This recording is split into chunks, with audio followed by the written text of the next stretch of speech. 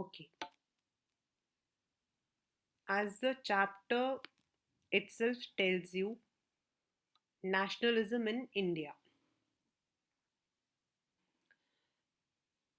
We all got to know, हम सब एक चीज को जानते हैं that 26 Jan is we are celebrating our Republic Day, and 15th August we celebrate it as our national, that is our Independence Day. This we celebrate as our Republic, and that we celebrate as our Independence Day. But what were the forces that actually conspired to give this day? मतलब वो कौन से ऐसे movements थे, कौन सी ऐसी चीजें थी जिसकी वजह से हमें वो दिन मिला? Secondly, since your 6th standard और 7th स्टैंडर्ड, आप एक चीज और भी पढ़ते हो दैट यस, इन 1857 आपका जो है first war of freedom was fought.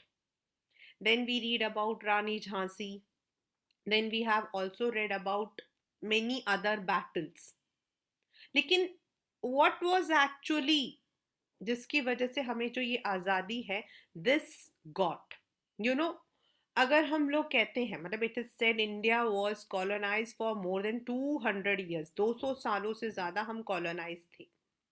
लेकिन अगर हम अपने हिस्टोरिकल इवेंट्स देखेंगे तो it was 1905 to 1946. I'm not taking 1947, I'm taking 1946.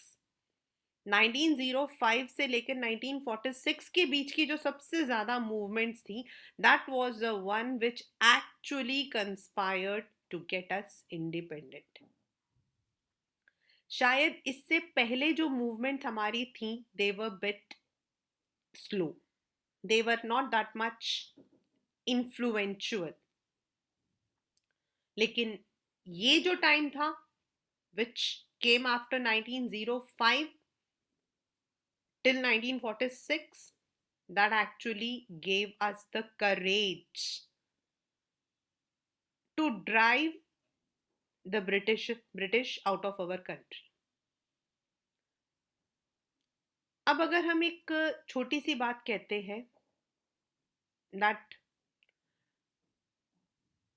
till we were struggling, battle of Plassey, battle of Panipat, मतलब ऐसे हमने कई बैटल की, but no battle actually unified us. लेकिन अगर हम इस मूवमेंट्स को देखेंगे जिनमें आपके 3 मूवमेंट्स आएंगे, you will be reading 3 movements in your syllabus.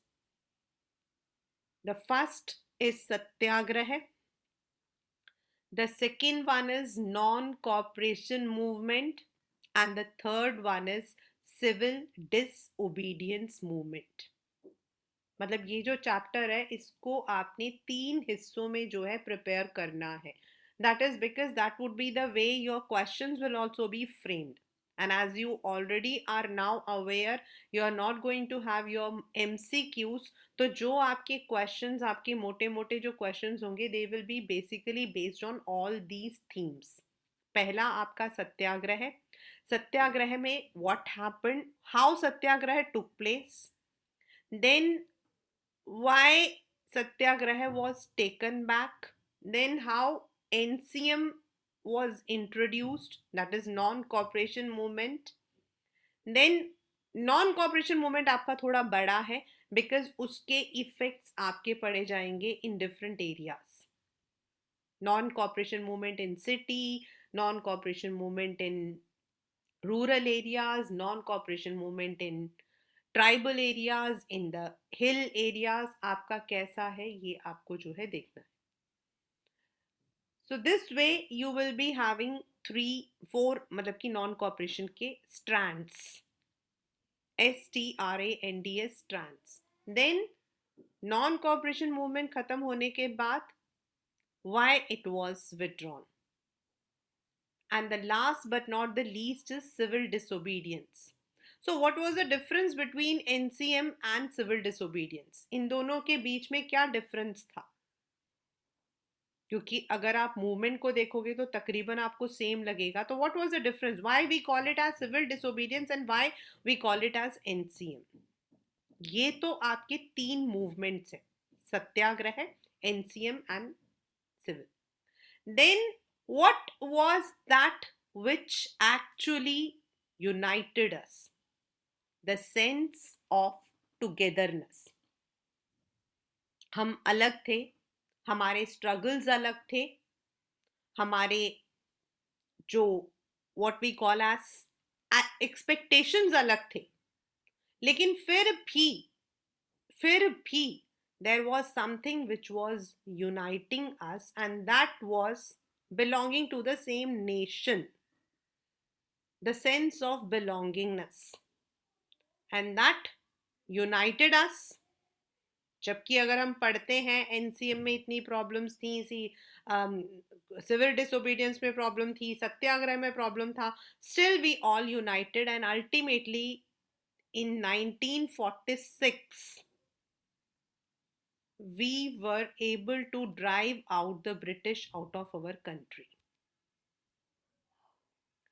1945 के बाद, मतलब till 1945 we had lots of problems. Then after 45, when the British found that it is not now easy to rule over this area, they decided to move from here. So उस वक्त में Lord Mountbatten was the last viceroy of India. तो उन्होंने कहा कि now we will be pulling us from India. And उसके बाद after 45, 1946 में ये डिसाइड हो गया था that India will be independent from the clutches of the British. Officially declare हो गया था 1946 में that we would be now not ruled by the British. But yes, उस वक्त में there were some problems. Like सबसे पहले तो उस वक्त हमारा Constituent Assembly बन चुका था. The Constituent Assembly, which was framing the Constitution of India, had been set up. And at that moment, we were together, India and Pakistan. So due to some differences, there was a theory called two nation,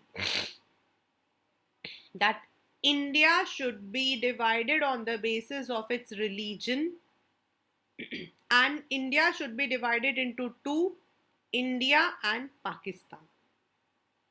और वो सारा जो है from 45, 46 till 1947, all those official work were done, and officially on 15th August 1947 we got the freedom. So this is how the freedom जो हम कहते हैं, जो freedom हम struggle कहते हैं, that came out. जहाँ the areas which were marked as religiously belonging to Muslim community in the present day Punjab, जो कि हमारा पंजाब उनका पंजाब पहले एक था, मतलब the Punjab area is also divided, they were called as communal zones, जो आपका लाहौर, अमृतसर एंड कोलकाता, इनको हम communal zones कहते हैं. And then those areas where Muslims were dominating, जहां आपके मुस्लिम्स डोमिनेशन में थे, उसको पाकिस्तान करार दिया गया था. And the present day Bangladesh was called as East Pakistan, and the present day Pakistan was called as West Pakistan. That is the difference. India was divided onto two nation theory. Okay, ma'am. I'm a political science teacher and I teach this till grads. No, ma'am, I was having a confusion. Okay. That's why. No, it's okay. Right. Now let us come to the chapter wise. तो मैंने आपको बताया that in your syllabus, according to your syllabus, you will be going towards three basic Satyagraha, NCM, and you will be going for civil disobedience. So let us now start. As I said, this will be the period when आपका first world war जो है it was supposed to start. That is around 1914. तो 1914 से पहले India was not having a stable economy. We were considered as one of the poorest country. And that was the period 1914 आपका 1914 to 1918 is the first world war. And due to world war, world में ही there was recession, पूरे world में ही recession चल रहा था. And उसका सबसे ज्यादा हमारे यहाँ पर क्या असर था? डिफेंस पर एक्सपेंडिचर ज्यादा था, because the people had to be train. वहां पर क्या होता था उस वक्त में? We used to have one thing what was called as forced recruitment. Force recruitment का मतलब होता है द ब्रिटिश, मतलब कि जो लोकल्स अथॉरिटीज होते थे, they would go, they would catch any young man, आपके जैसे कोई भी 14, 15, 16, 17 किसी को भी पकड़ देंगे एंड उनको जबरदस्ती जो है आर्मी में भेज दिया जाता था for fight. It was not like a recruitment, it was not like a paid salary, it was force कि आपको जाकर लड़ना है. So force recruitment was there in the rural areas. Custom duties, और उसी वक्त हमारे इंडिया के अंदर इंट्रोडक्शन हुआ था इनकम टैक्स का. एग्रीकल्चर जो है वो बिक नहीं रहा था, चीजें जो है वो they were lying, nobody was there to buy, and prices बाकी चीजों की जो थी दैट वाज इंक्रीजिंग. क्रॉप के failure that was also there, and साथ में there were also situation like famine. Now what is famine? Famine is a condition. Famine एक condition होता है जिसमें भूखमरी हम बोलते हैं. People die due to contamination of water, lack of food, disease. जैसे अभी epidemic चल रहा है, वैसे famine is also an epidemic. And उस वक्त में 12 million people, 1 million 10 लाख, तो सोचो इतने लोग जो है वो मारे गए थे. Now this was a period, the same period was the 1915 January when Gandhi ji returned back from South Africa. He was a practicing barrister, मतलब वहाँ हम इसको barrister के नाम से जानते हैं, advocate. And he had already fought for the blacks in South Africa. South Africa में उन्होंने जो है blacks को oppress करने के लिए, oppress मतलब दबा कर रखने के लिए, वहाँ वो already लड़ चुके थे non-violence तरीके से, using the non-violence.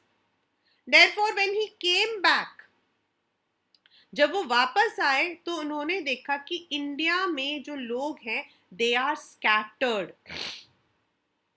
उनको नहीं पता है कि कैसे उन्हें ब्रिटिश के अगेंस्ट अपनी आवाज उठानी है. And this was a period when he introduced the theory of satyagraha. सत्य के लिए आग्रह, सत्य के लिए आग्रह, यानी कि just fight for the justice for truth. And Gandhi ji का मानना था that if your fight is for truth and you are non violent, then you will be the winner. आप जरूर सक्सीड करोगे. और उन्होंने अपना सत्याग्रह 3 जगह पर स्टार्ट किया, which is your map question. You have number of maps in this chapter, और हिस्ट्री में इसी चैप्टर से मैप आता है आपकी in the boards also. 1916, 1917, 1918, तीन साल उन्होंने जो है स्टार्ट किया. And the very first started in Champaran, Bihar. 1916 में जो बिहार में स्टार्ट हुआ था, that was against the collection of revenues for indigo crops. indigo आपका नील, जो हम कपड़ों में नील लगाते हैं, उसके जो फूल होते हैं. So वहां पर the farmers were forced for sharecropping. तो उसके अगेंस्ट उन्होंने जो है चंपारण में स्टार्ट किया. द सेकेंड वन वॉज इन 1917.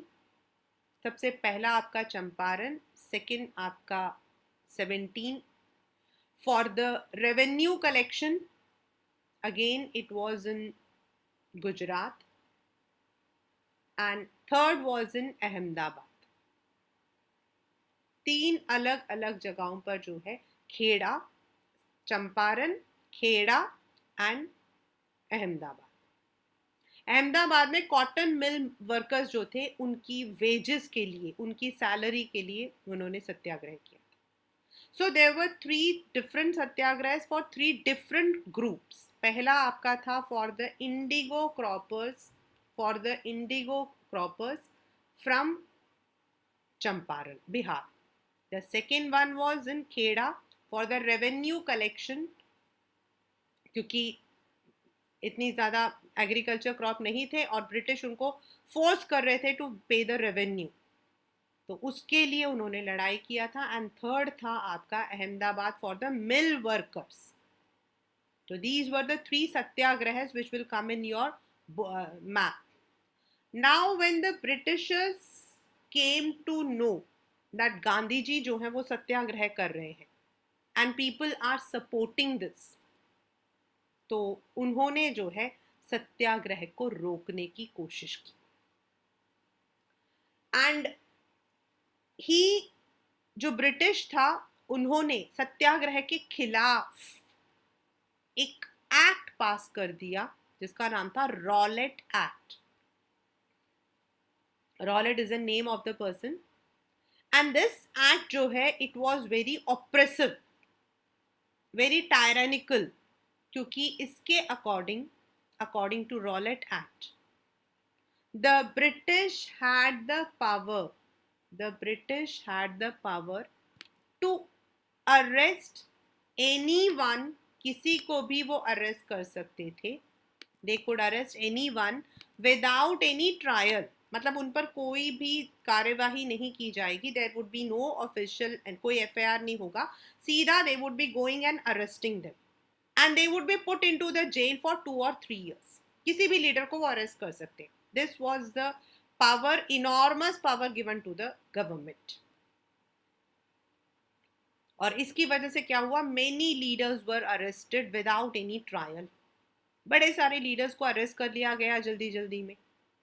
1915 गांधी जी केम, 16 आपका चंपारण, 17 आपका खेड़ा, 18 आपका Ahmedabad, 1919 is Rowlatt Act.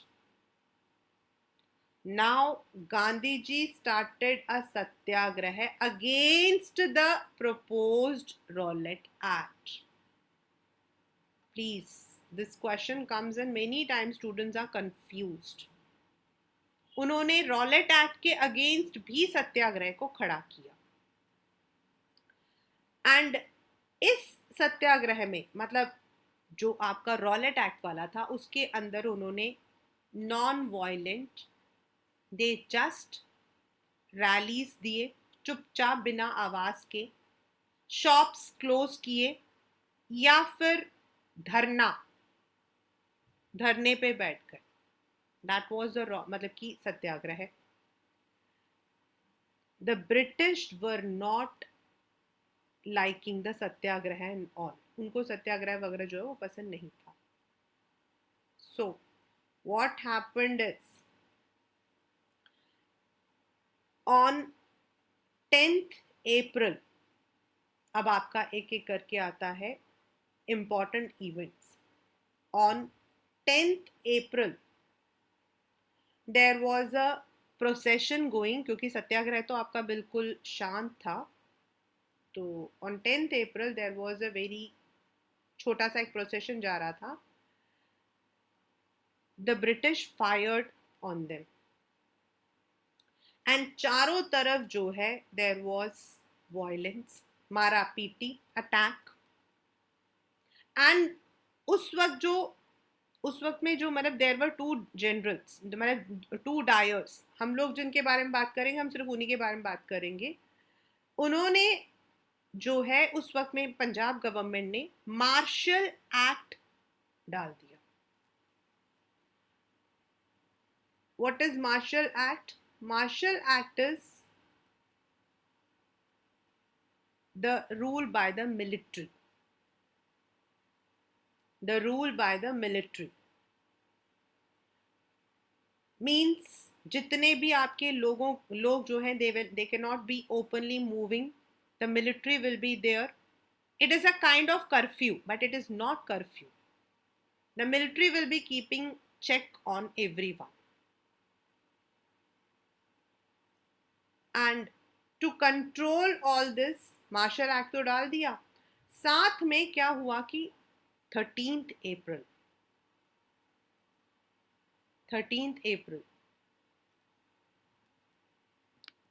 it was a function for Indians, Baisakhi, and there was a meeting also going on, and उस ज़माने में आपका मेला लगता था, तो बैसाखी का मेला लग रहा था वहाँ पर in Jallianwala Bagh. It was only an open ground, उस वक्त में ऐसा कुछ नहीं था, सिर्फ वो जैसे पार्क के अंदर एंट्री पॉइंट्स होते हैं वैसे एंट्री पॉइंट्स थे। So people had gathered over there. बहुत सारे लोग थे जिनको मार्शल एक्ट के बारे में नहीं पता था, क्योंकि 10 तारीख को ही इनैक्ट किया गया था, तो बहुत सारे लोग जो है गांव-गांव से आए हुए थे वहां पर मेला देखने के लिए। Number of people, women, children, सब आए हुए थे। And also there was a rally और there was also a meeting going on. तो जनरल डायर ने क्या किया, he just closed all the exit points, मतलब जहां से भी लोग बाहर जा सकते थे उस एरिया को सब कुछ बंद कर दिया, and started firing the gun. अब वो एरिया इतना था नहीं, तो वहां पर पास आस में जहां पर भी लोग ऊपर चढ़ सकते थे ऊपर चढ़ गए। देयर वाज अ वेल, उसके अंदर कूद गए। Many of them lost their lives, कुछ तो स्टैम्पेड हो गया वहां पर। स्टैम्पेड मतलब एक दूसरे के ऊपर चढ़ के ही मर गए। And this caused a wide spread massacre. हम इसको कहते हैं in famous Jallianwala Bagh massacre. In your book, on your left side on the top, it is written infamous Jallianwala Bagh massacre, and this created a fear among the Indians. अब जलियांवाला बाग हो गया। जब उनसे पूछा गया कि why did he do this, तो उन्होंने जवाब दिया he wanted to create a moral effect on the Indians. वो इंडियंस को मॉरली डरा कर रखना चाहते थे। But this was really a sad event in the history of India. उसके बाद there were number of protest around every part of India, खासकर ये सब कुछ नॉर्थ इंडिया में ज़्यादा हुआ था। So everywhere there was protest against massacre. लेकिन दूसरा, जो इंडियंस होते थे they were asked to salute the British, उनको बोला जाता था कि उनको ब्रिटिश को सल्यूट करना है। रब देयर नोज, अपनी नाक रगड़नी चाहिए जब भी ब्रिटिश वहां से जाते हैं। And they were tortured in different ways, और इस तरीके से इंडियंस को टॉर्चर किया जाता था। लुकिंग एट द इवेंट्स कि all the non violence has gone violent, Gandhi ji withdrew the satyagraha. मैं फिर से बोल रही हूं, looking that the satyagraha had turned violent, he withdrew the satyagraha. तो हमारा पहला जो पड़ाव है, that is starting from what were the effects of world war, आपका पहला question.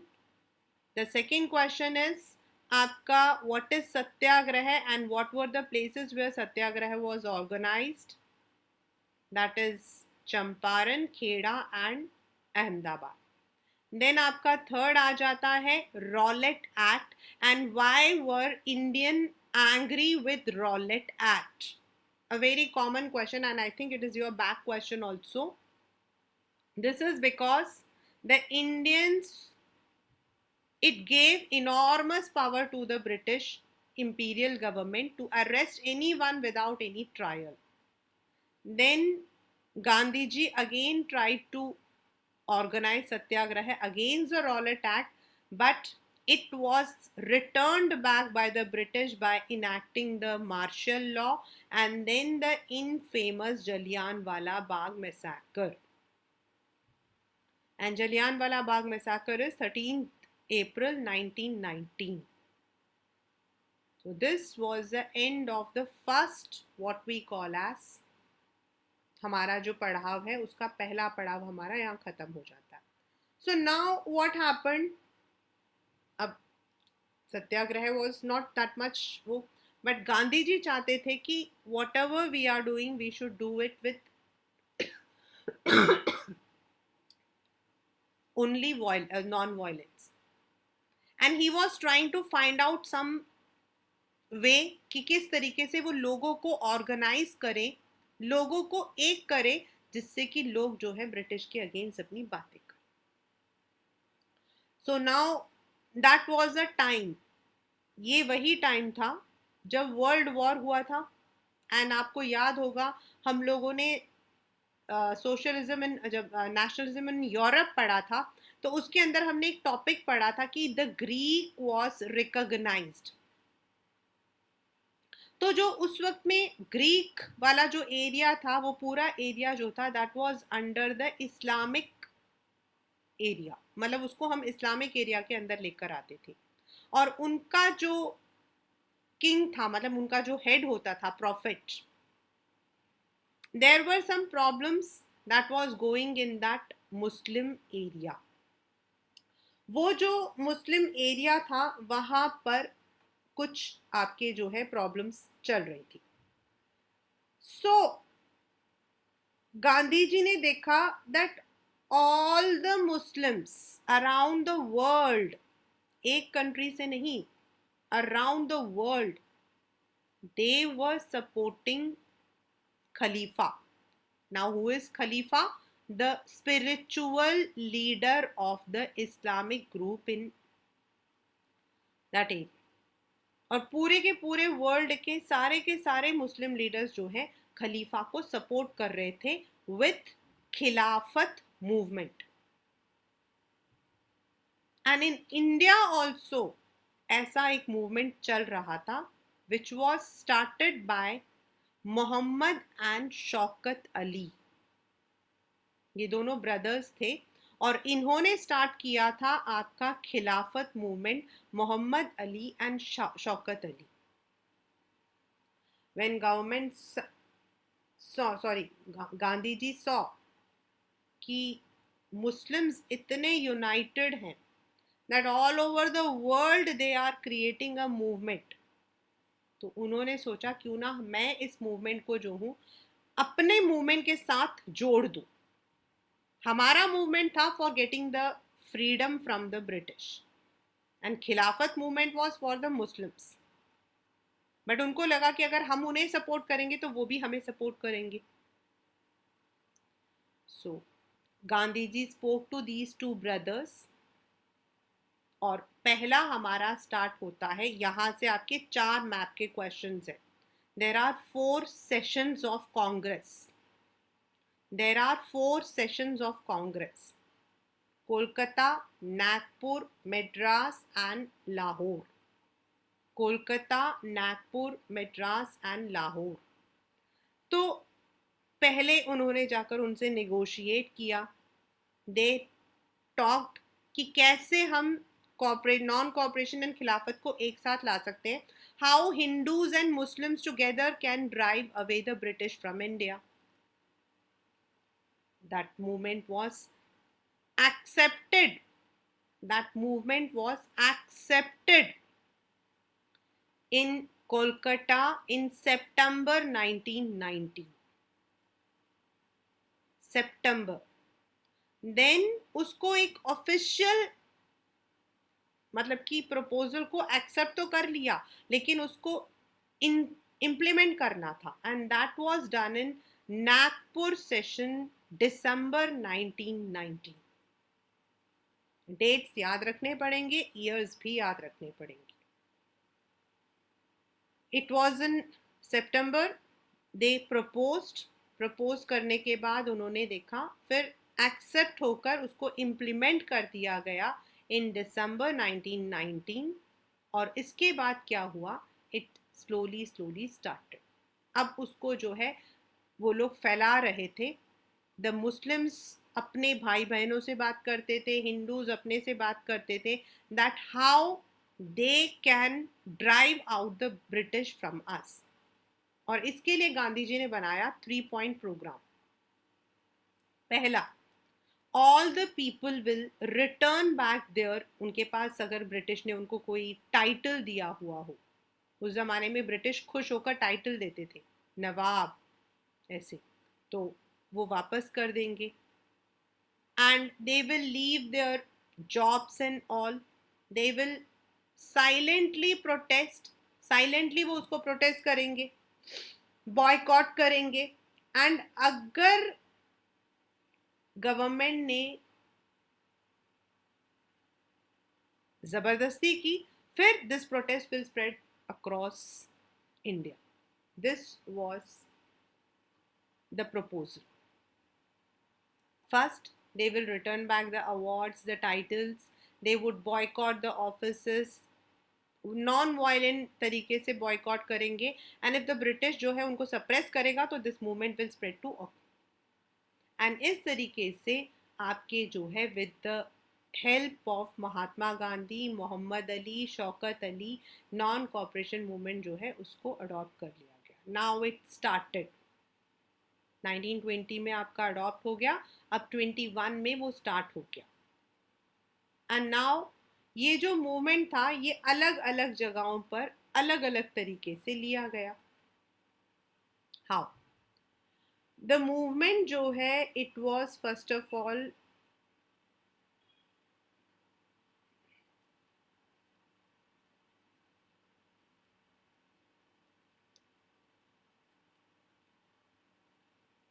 City, then rural areas,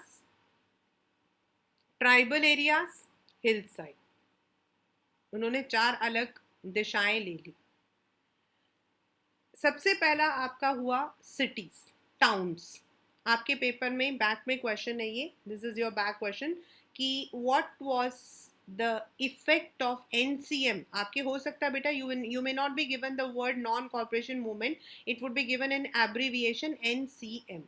तो what was the effect of NCM in towns and why did it slow down, why did it slow down. तो towns में लोगों को बोला गया था कि आप लोगों को जो है you have to give back your titles, आपको जो भी अवार्ड मिला है, टाइटल मिला है, जो भी आपको ऑनर मिला है फॉर योर वर्क, आप सब कुछ वापस कर दो गवर्नमेंट को। आप उनको बॉयकॉट करो कि हम आपके साथ कोऑपरेट नहीं करेंगे। Non cooperation is only non cooperation, not breaking any rules. याद रखिएगा, non cooperation is only breaking up, not breaking any rules, only non cooperating, कोई कॉपरेशन नहीं देंगे हम। And they will also leave the jobs, तो teachers, university के professors, बच्चे school में जो पढ़ते थे, गवर्नमेंट कॉलेजेस में जो पढ़ते थे, सब ने छोड़ दिया। लॉयर्स ने कोर्ट छोड़ दिया, टीचर्स ने यूनिवर्सिटीज एंड स्कूल्स छोड़ दिए। And that was not a period when we used to have this much of mushrooming of the public schools. तब तो आपके सिर्फ गवर्नमेंट स्कूल्स और मैक्सिमम डीएवीज हुआ करते थे। सो सबने स्कूल छोड़ दिया, मतलब this is I am talking about the cities. And they even boycotted the mill made clothes, जो आपके मिल मेड क्लोथ्स होते थे उनको उन्होंने बॉयकॉट किया। अडॉप्टिंग स्वराज, कि हम तो स्वदेशी अपनाएंगे।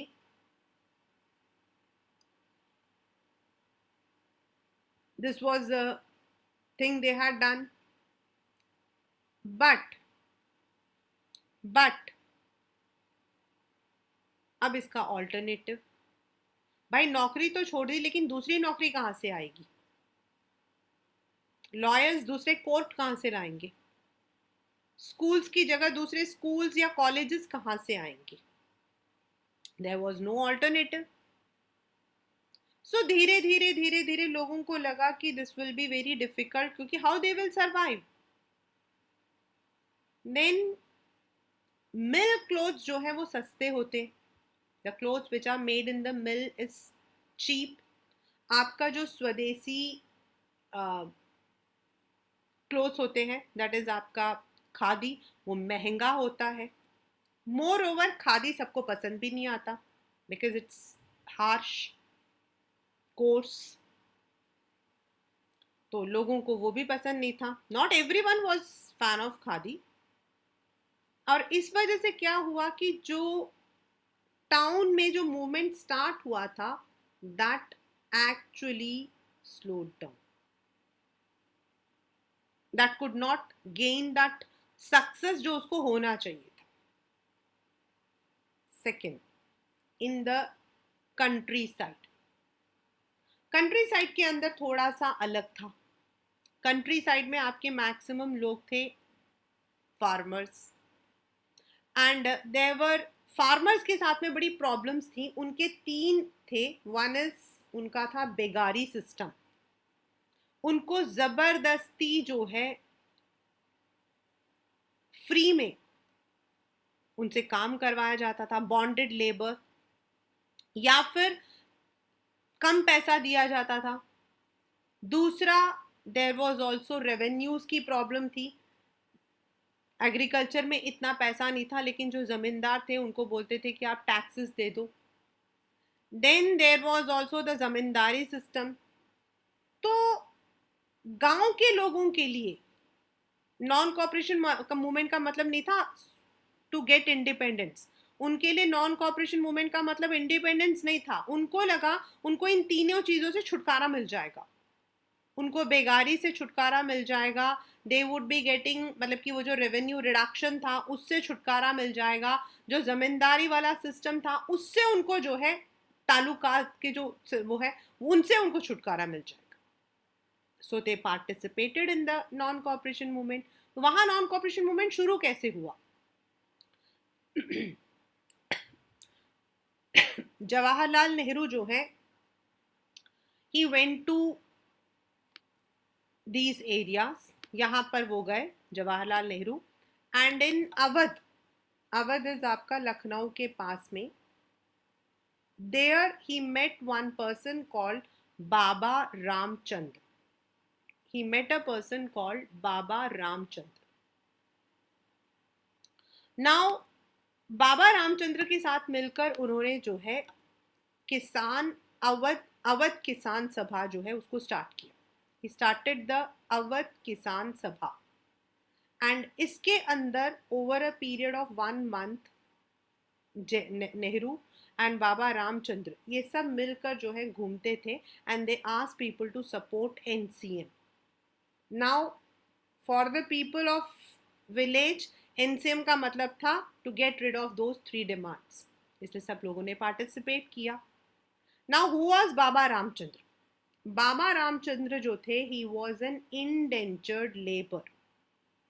He was an indentured labor. Indentured मतलब वही बेगारी के जैसे। He was working in Fiji Islands. Indonesia के पास जो फिजी आइलैंड है, वहाँ पर ब्रिटिश लोग पहले क्या करते थे, they use to send the people there, जिनको भी उनको लेबर बनाकर वहाँ भेज देते थे, तो ये वहाँ पे काम करते थे। तो he had come back and he was right now practicing संन्यास।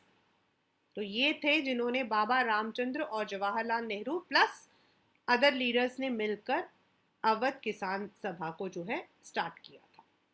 Over a period of 1 month, they got number of people. उनको बड़े सारे मिल गए। बट जो विलेजर्स थे उनके लिए that was only those 3 demands. तो वो क्या करते थे, तालुका जो उनके तालुकादार होते थे, उनके जो घर होते थे उनको अटैक कर लेते थे। जो गोदाम होते थे ग्रेन्स के उनको अटैक कर लेते थे, लूटपाट मचाते थे एंड गांधी जी के नाम पर वायलेंस मचाते थे। गांधी जी कभी भी जो है he was not at all in favour of violence, लेकिन वो लोग वायलेंस करते थे and that too with the name of Gandhi ji. So that movement could not get any success in village also. City हमने पढ़ा, सिटी के अंदर we have read that what happened, then in village we have read it could not.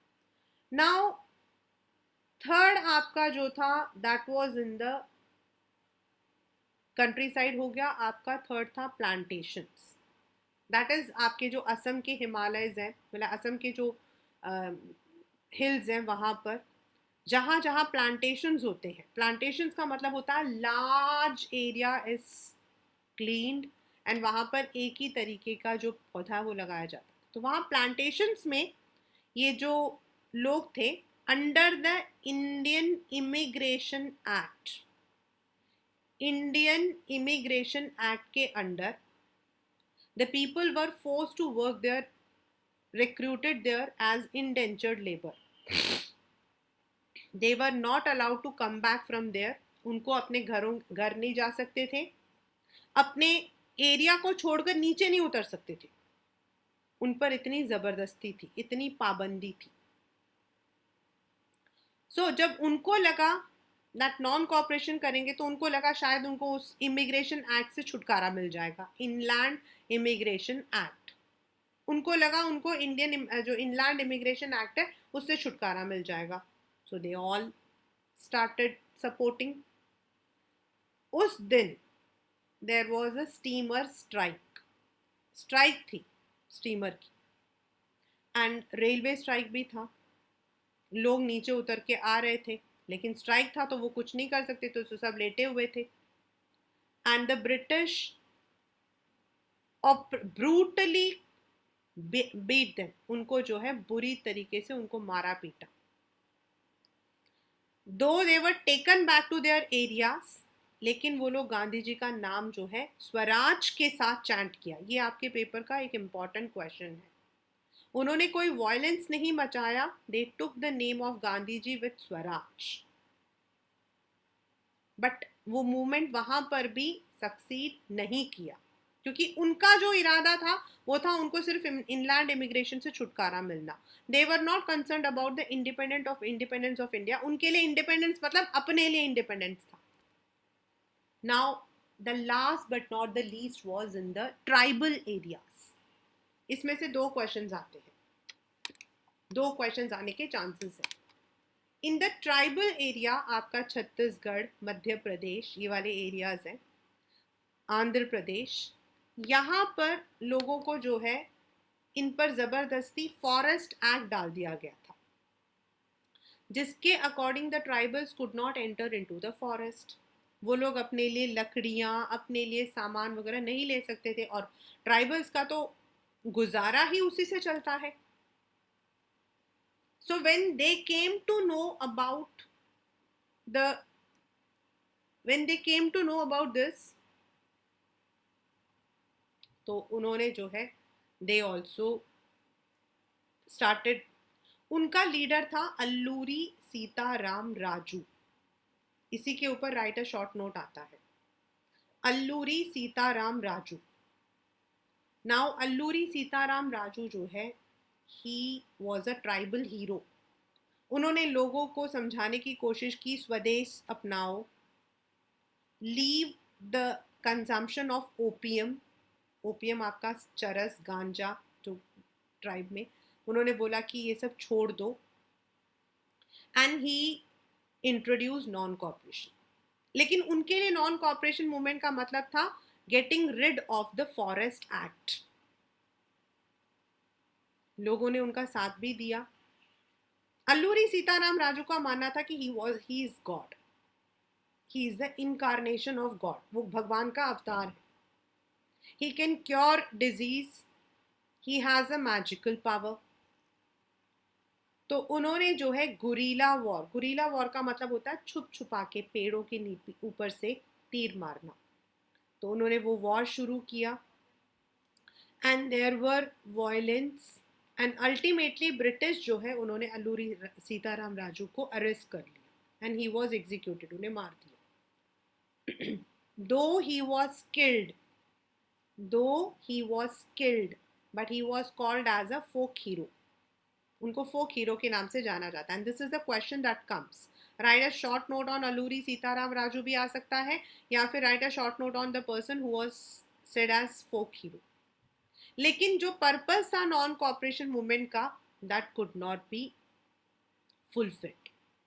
So there were 4 different areas: cities, countryside, that is आपका rural area, then आपका tribal and आपका plantation. But on the 4 sides, the movement was unsuccessful. 1920 से 22 तक हो गया। उस वक्त there is a place in Uttar Pradesh, one of the most important question in map also. There is a place in Uttar Pradesh called Chauri Chaura, and वहाँ पर there was a peaceful protest going on. लोग धीरे धीरे मतलब शांति से जा रहे थे।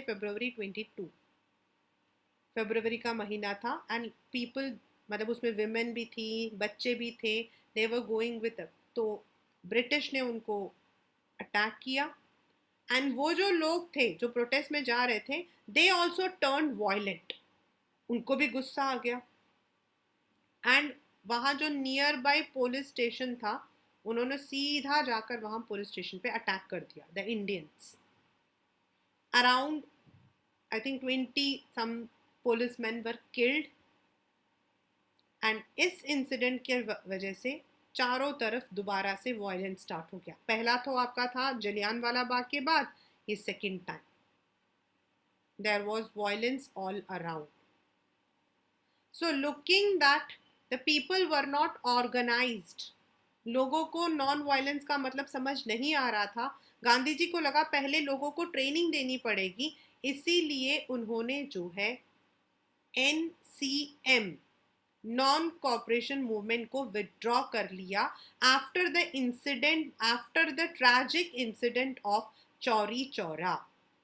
One of the most important question that comes in the paper, मतलब कि आपके उसमें भी आ सकता है, मैप में भी आ सकता है, the place which abruptly turned violent या the place due to which NCM was withdrawn, the place where NCM was withdrawn, ये सारे क्वेश्चंस का आंसर है Chauri Chaura.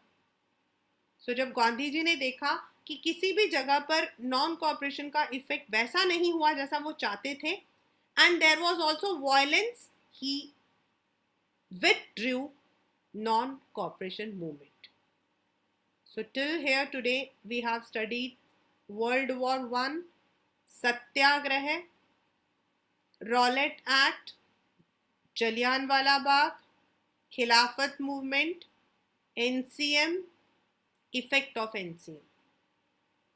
In the next class we'll be moving towards civil disobedience as well as what made India unite and how we got the freedom.